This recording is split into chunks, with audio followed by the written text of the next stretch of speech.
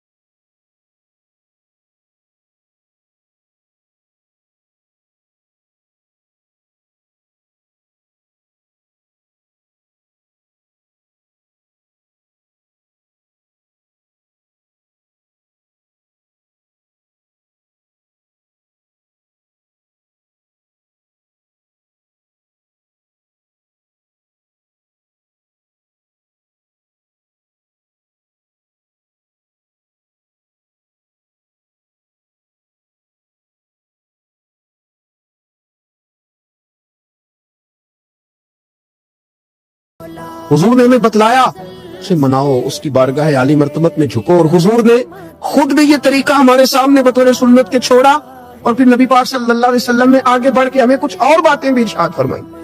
हुजूर ने हमें बतलाया कि पिछले लोग अपने रब को कैसे मनाते थे, वो किस तरह उसके हुजूर नाज अर्ज करते थे। हुजूर ने हमें अल्लाह को मनाने के तरीके भी बतलाए। फरमाया जब माँ बाप दुआ मांगेंगे औलाद के हक में तो वो मान जाएगा। हुजूर अलैहि सलाम ने फरमाया जब मुसाफिर दुआ मांगेगा तो अल्लाह मान जाएगा। फरमाया मेरे रसूल करीम ने जब बीमार दुआ मांगेगा तो अल्लाह मान जाएगा।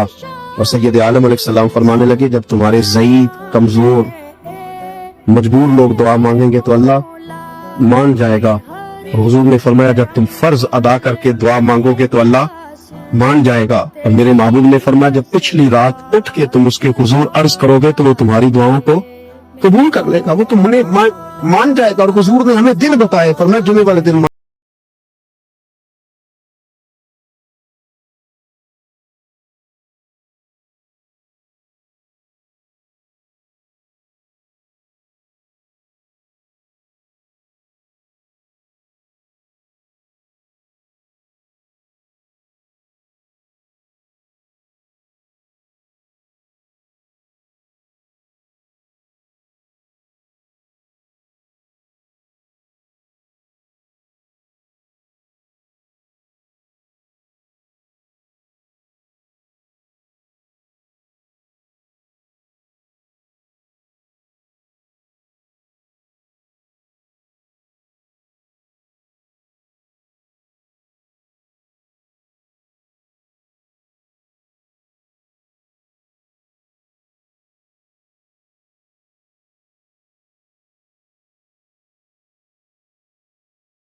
पुत्र मुझे उड़ा देना, मुझे बड़ा डर लगता है, अगर रब ने मुझसे हिसाब पूछा तो मैं काबिल नहीं हूँ, उड़ा देना मुझे हवाओं में। अगर उसने मुझसे अजाब लिया तो हिसाब लिया तो बड़ा सख्त हिसाब लेगा। हुजूर फरमाते हैं, बुखारी में मौजूद है, उसके बच्चों ने इसी तरह किया। उसके मरने के बाद उसे जलाया, हवा में उड़ा दिया। अल्लाह के महबूब फरमाते हैं, रब करीम ने हुक्म दिया जमीन को कि इसके जर्रात को जमा करो। जमीन ने जर्रे जमा किए। खुदा ने हुक्म दिया तो उसका वजूद फिर से उसी शक्ल में आया। तो रब करीम ने फरमाया, ये जो तूने वसीयत की तो क्यों की? अल्लाह जानता है कि नहीं जानता? ये की तो क्यों की? तो वो पड़ा कहने लगा, अल्लाह मेरे अंदर तो ताकत नहीं थी तेरे सामने खड़ा होकर हिसाब दे सकूं, तुझे मनाने के लिए तेरे खौफ से डर गया, काम नहीं करना। फरमाया, तुम्हें क्या हुआ है? कहने लगा, आज मैंने अजीब मंजर देखा है। मैंने देखा है कि एक शेर ने शिकार किया बकरे का, आधा खाया है, आधा मुंह में पकड़ के पहाड़ी पे चढ़ गया। वहां एक नाबीना लोमड़ी बैठी थी, बाकी का उसने उसे खिलाया है। तो हुजूर मैं ये समझ गया